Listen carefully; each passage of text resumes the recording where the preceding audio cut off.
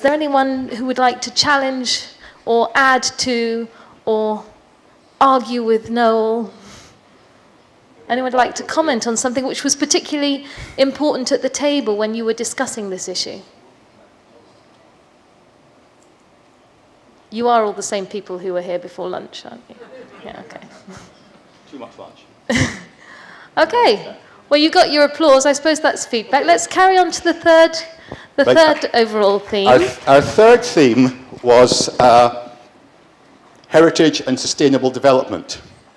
And this was quite a pleasant surprise to analyse, because I thought when we set this topic that everyone would spend their time talking for 45 minutes about trying to define what we meant by sustainable. You were all very, very restrained, and it was very good of you not to waste that time having that discussion, because of course the definition changes according to the circumstances, and it changes every time you have that discussion. So, question 7, the question was, if heritage is a non-renewable asset, what are the risks to it? And that was an interesting set of responses. I felt that we were on much safer ground here, that the whole discussion groups seemed to be more confident in discussing this question. And I think here we were in areas where perhaps we've done a lot more thinking individually and collectively before. So themes that emerge here, which emerge in the other questions in this topic as well, the idea of the need for prioritization, but also the idea of the need to get going. Don't sit thinking about everything and thinking that you can't do everything. You can't do a single thing until you have done everything. So we need a combination, in a sense, here of strategic approach, but also a bit of daring, a bit of entrepreneurship. We need some people working out the future economic structure of Europe, and we need some Richard Bransons actually going out and doing some enterprise here in the heritage world. Who would like to be the Richard Branson of the heritage world? So I think that idea of yes, plan, but also act. The idea that we are losing a huge amount just by sitting thinking about what we need to do next. And there is supposedly a Chinese saying that the longest journey begins with a single step, and I think that was coming through in many of the detailed answers. Also, though, a great concern about the balance between authenticity, the need to preserve what is authentic, what is genuine about the heritage, but also the need to adapt for the future. And linked to that, a very strong concern about perhaps an over-keenness to use clever new technology. This is something I sympathize with myself. Having used an Apple computer for the first time in my life today, it was a bit of a shock. And it's a good job that Steve Jobs is dead, or I'd be after him. So, sorry, that was unkind, but the concern here is with technology, and I think the concern is one which is very widespread. It's not just a heritage sector concern, that in our fascination with new technologies, that we actually become concerned much more with the medium in which we are communicating and the possibilities that medium offers than with what we were actually trying to say. And I think for many of us, and again in the detailed questions, we were seeing a desire to keep life relatively simple. Don't build elaborate structures, don't build high technology solutions. These are difficult to maintain, they're difficult to explain, and usually they will be out of date within 2 years and nobody will come and repair them when they stop working. So, in a sense, a desire to decide what's authentic, what ought to be retained, what the true significance is of the heritage we work with, and to concentrate on that. And perhaps, I don't know if this translates into other languages, not to have so many whistles and bells, but to concentrate on what is the core importance of heritage. Right, next one, please. How can heritage be sustainably developed and, at the same time, protected? And again, this was a pretty straightforward, lots of answers on this. And I felt on this, there was a huge range of thought here that was coming into this one. It seemed to engage people a lot more than some of the other detailed questions. And what I was seeing here was everything from a desire to have vision and leadership in the sector, people who are prepared to stand up, maybe take unpopular approaches and say, we must go down this path because the circumstances of the time, the nature of our sector demands it. People who are willing to stand up, make arguments, and perhaps be contradicted in public. So that vision thing, as somebody called it, that leadership business, up there, number 7 at the top. Also a recognition that although we are very much looking at renegotiating the roles of the various sectors of society, that the government cannot walk away, that governments do have responsibilities. They have to make sure that national systems of planning, development, strategic systems are in place. They have to make sure that legislative systems are in place. And they have to consider matters such as taxation. You can't have reductions in taxation if you also want the government not to be involved in heritage, because they just say, well, okay, that's fine, we reduce the tax somewhere else. You heritage people, civic society has taken over. So a recognition that we need to keep that breadth, the wide range of actors involved. Again, the idea of long-term planning and thinking coming up, and the idea of mobilizing all of the possible actors, the stakeholders as we call them in Britain, activating also the, those who already have an attachment to the heritage. Work with the people who are already on your side, the local communities who are the custodians of the heritage. Make sure that heritage conservation, heritage preservation, heritage presentation makes sense in its own local context. It's no good having thousands of tourists coming to some European city of whatever if you don't explain to those tourists how that city relates to its own hinterland, to its own territory. It just becomes a stop on a travel itinerary. So that thought then of integrating what we do across all of society and indeed across all of space, if you like, all of the Earth's surface.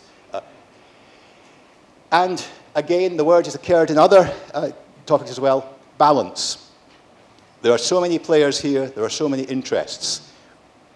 We need to balance, but at the same time, we need to be conscious that we, as a sector, are advocating heritage and heritage values. There are other people in society who will advocate different types of values. So we need to be strongly advocating what we see as the benefits of heritage, but at the same time being open to the idea that other people conceptualize value, conceptualize how society works in very different ways.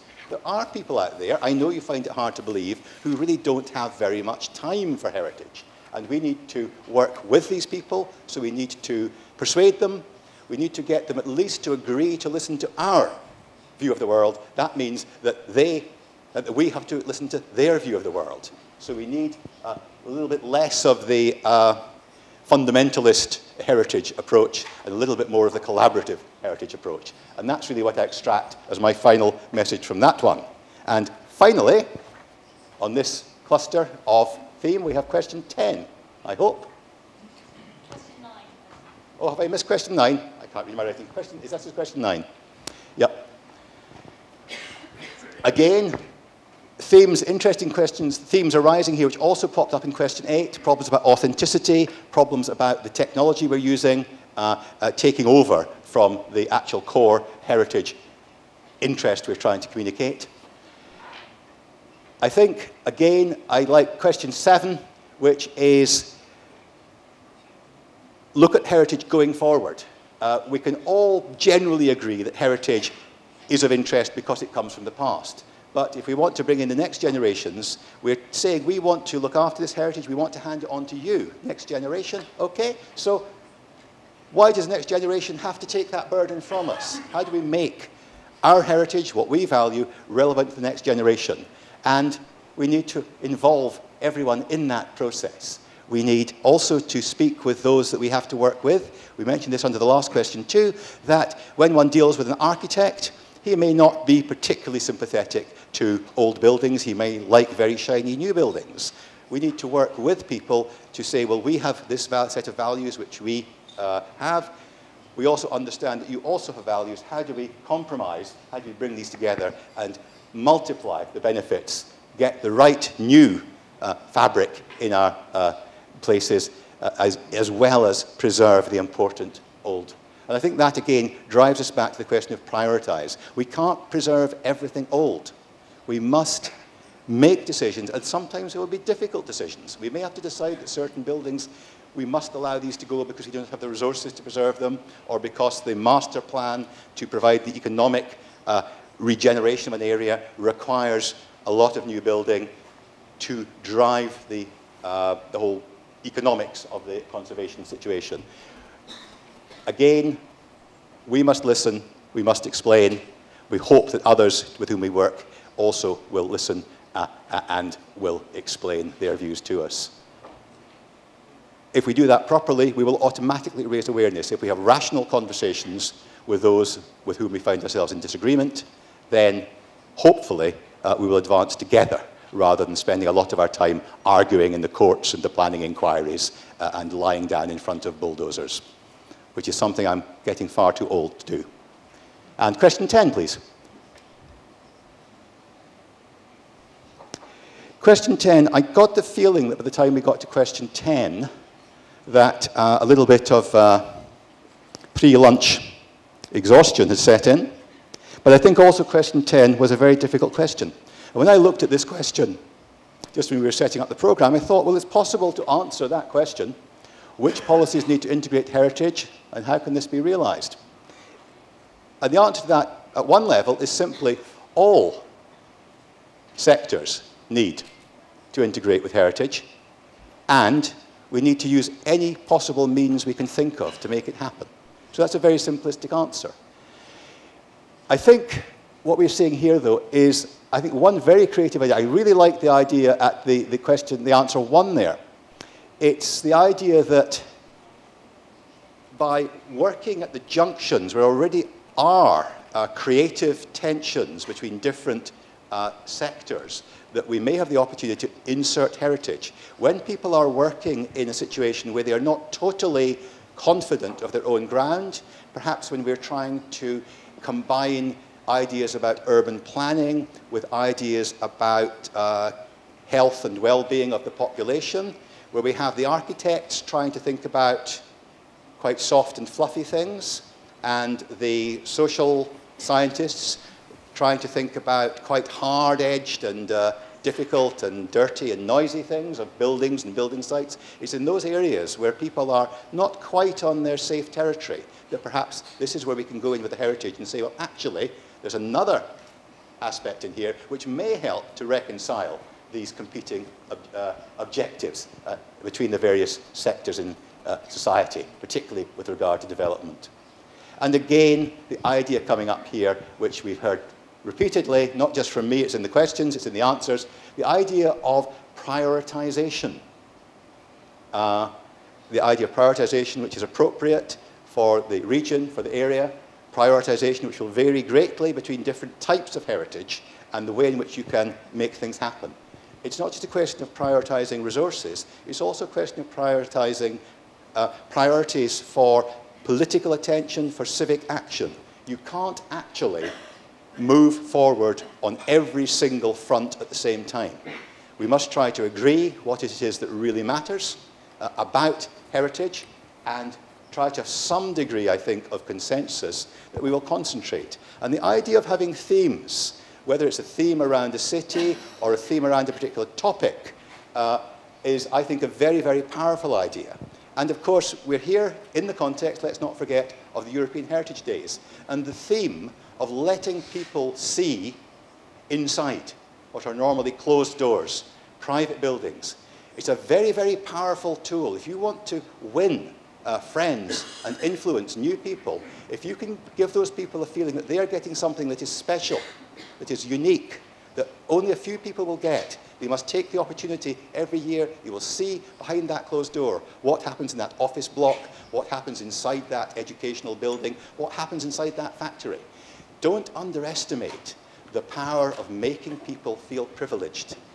Heritage is a great privilege to be involved with it, to be able to work in that area, and if we can actually build on that idea that we have something special to offer, something which is a rare thing. It's not elitist to make people feel that they have received a special privilege.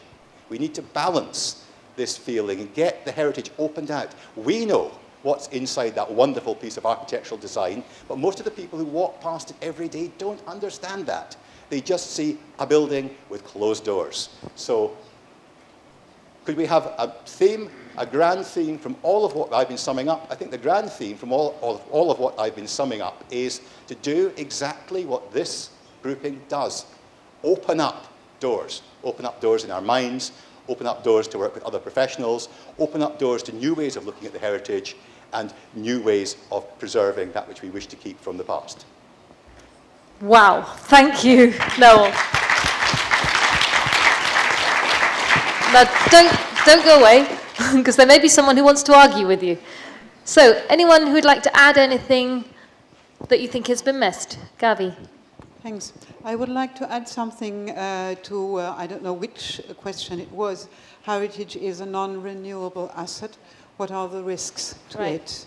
Because I do think this could do with a comment, because it's a very fundamental question regarding the disciplines we come from.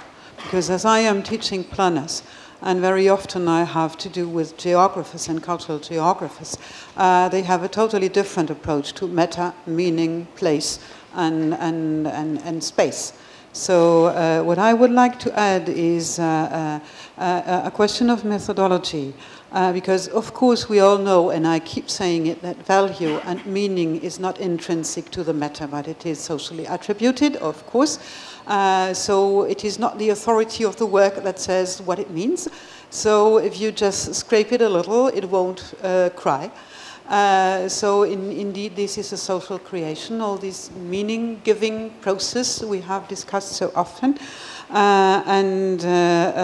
So who creates the meaning on what support? Is it the meaning of the meta, or the meaning of the story, or the meaning of the place? And this depends indeed very much upon the discipline you teach or the discipline you come from. And I think the criticism that I have to face very often, and many of you, I suppose, do that too, that we are all fetishizing substance.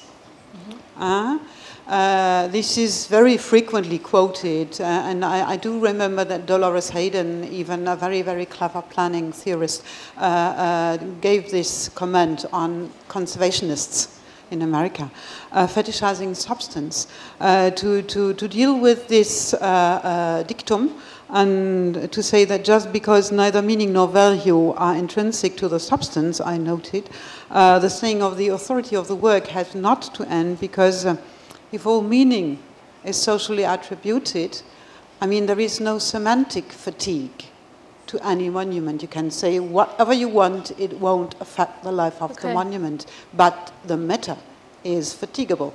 So this is ending. And I think the misunderstanding between the idea of the social attribution of value and meaning, just beyond the question of matter, is very frequently used by politicians and in other disciplines. And we should face this. And I may repeat again, you can use up the matter. Okay, thank you very much. Noel, would you like to comment on that? Is that something that you read in some of the stuff that was coming in as well?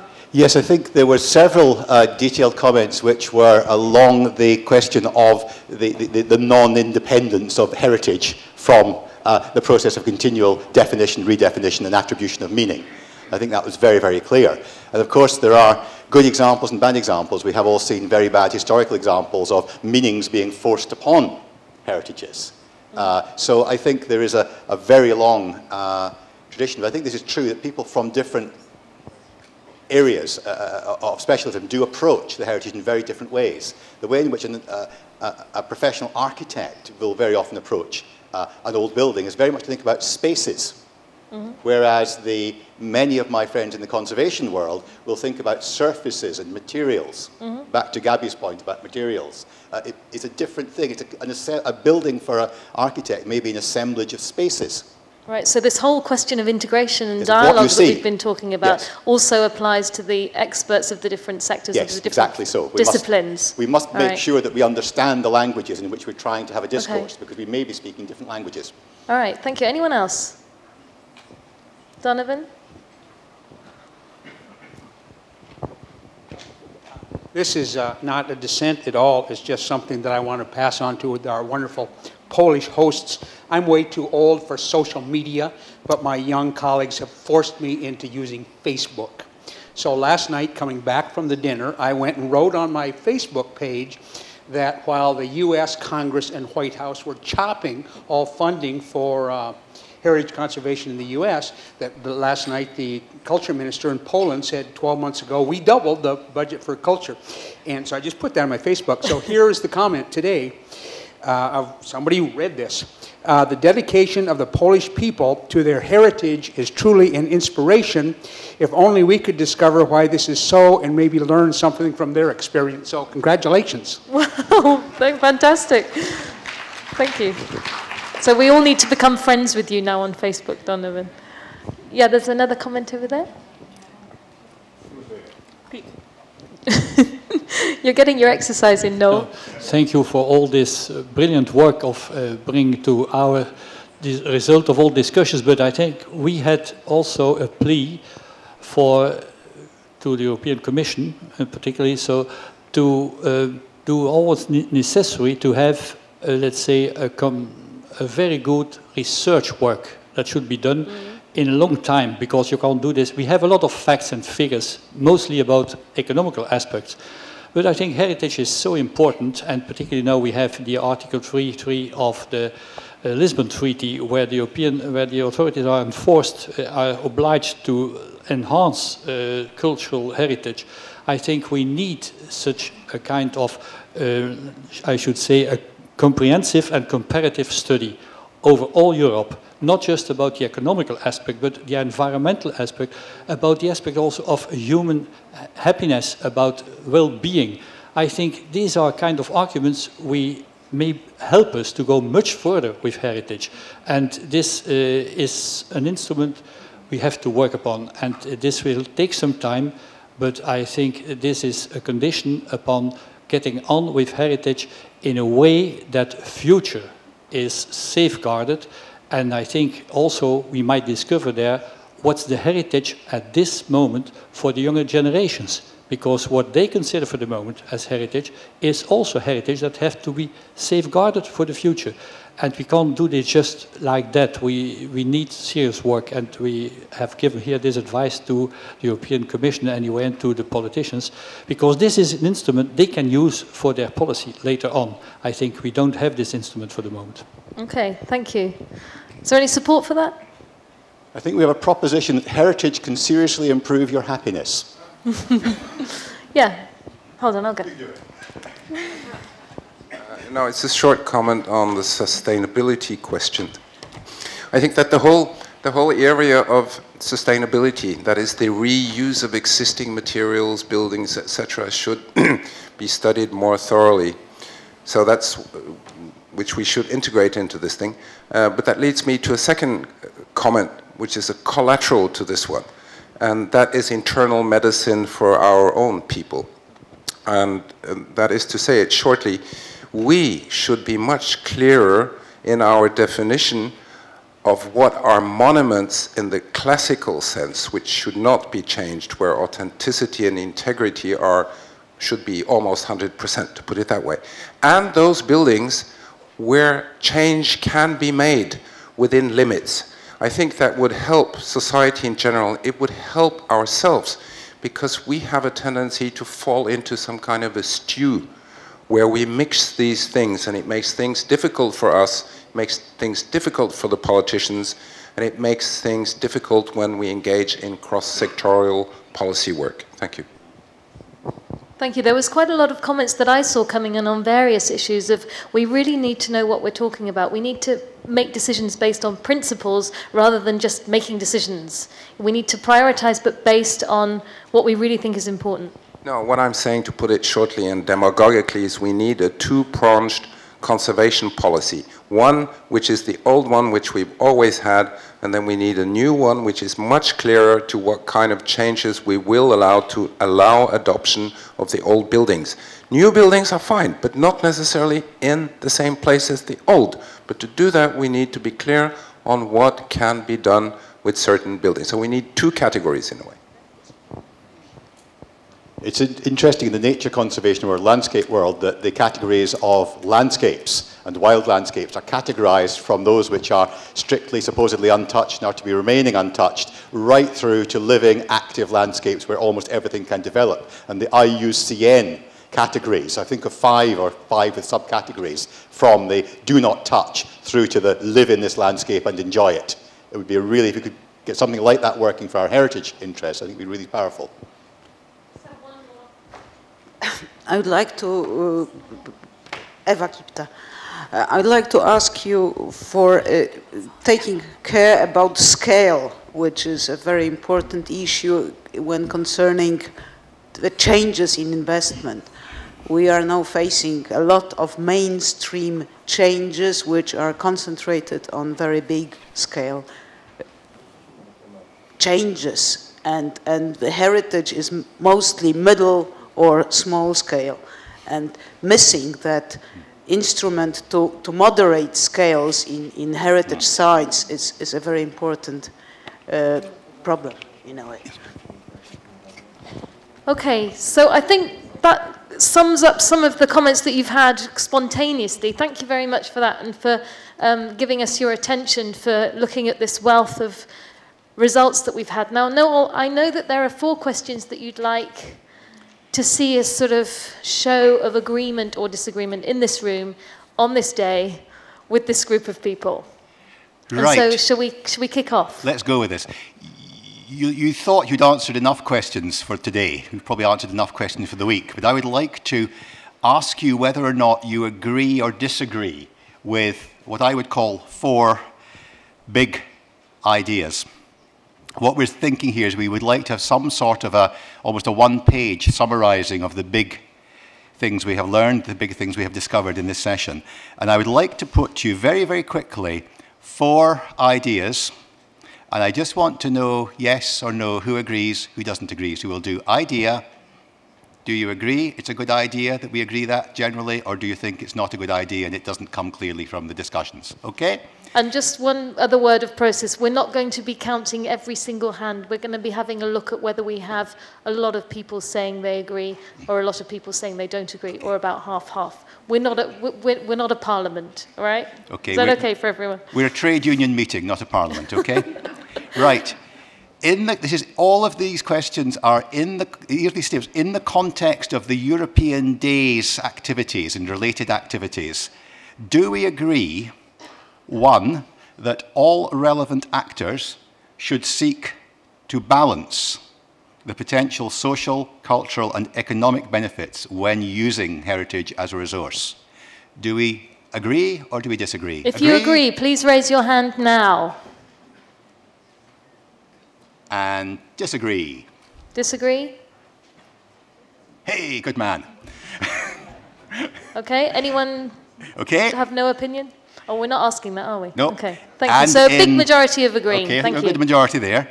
Our second statement, again in that context of European Heritage Days activities, do we agree that strategies should be developed for evaluating and demonstrating the positive economic and social benefits to local communities of conservation and access to the heritage? Can we agree that? If you agree, please raise your hand now. So strategies to evaluate and measure. Keep your hand up, please. Okay. All right. If you do not agree, please raise your hand. Okay. Good. Thank you. We're winning. And the third one. In the context, again, of European Heritage Days activities, do we feel that a community-focused approach has the potential to mobilize resources for sustainable heritage development, conservation, and access? So do we believe that the community-focused approach has that potential to mobilize resources? If you agree, please raise your hand now and keep it up. Because we're waiting for translation, remember. So, all right. If you do not agree, please raise your hand. Okay. Thank you. And finally, our last question is that one of the things we like to do with each forum is to give some guidance to the future work of the European Heritage Days activities. So, do we feel that the European Heritage Days programme should focus resources on increasing the European dimension, encouraging exchange, collaboration and cross-border event development with the object of promoting a vision of a common European heritage? Or I suppose if you want the converse of that, would you rather see it as more of a national, local thing, which is less emphasizing the European dimension. Okay. So do you believe in the European dimension as a key area of focus in the EHD program or not? Those So who believe... who agrees that we should be focusing the resources on increasing the European dimension? Please raise your hand now. Oh, okay. If you do not agree, please raise your hand. Okay, that's interesting. It's still a majority, but not such a big majority. No, but there are a lot of people who are saying no. Yeah, we have a question mark. Yeah, all right, thank you. Perhaps... So how do we balance the needs of the local communities with looking at the European big top? Okay, so Chris's argument here is that you start with the grassroots and you don't worry too much about the continental scale. Yeah? All right, thank you. We note. Okay. Thank you very much. So with that, I think we have managed to put a mountain of input on your plate to give us a couple of words of summary, Paulina. But yes. if you would like to close, thank you. Okay, so we are quickly arriving to the final remarks. I do hope that you found this debate and this day, this conference, quite interesting, and that you have the feeling that you had the opportunity to really take part in it. I think that our aim was not to discover whether heritage had value in terms of economy or not, because we are all either sure it has, or at least have a feeling that it must have some economic potential. But thanks to those speeches we heard today and the discussion that followed it, we learned how to actually distinguish and how to measure this economic value, at least in a way. I think what is also very important that we've discussed how important it is to know the history. You cannot have heritage without the context that's the social, the historical, the whole context that surrounds the heritage, and but most importantly creates our collective memory. So and builds our common identity. And this has to do a lot with the European dimension we have been talking so much about, and I think that we managed to incorporate the idea of the European Heritage Days more in this forum, which was our initial aim, to have it strictly linked with the whole idea of European Heritage Days and show the deep sense of this program.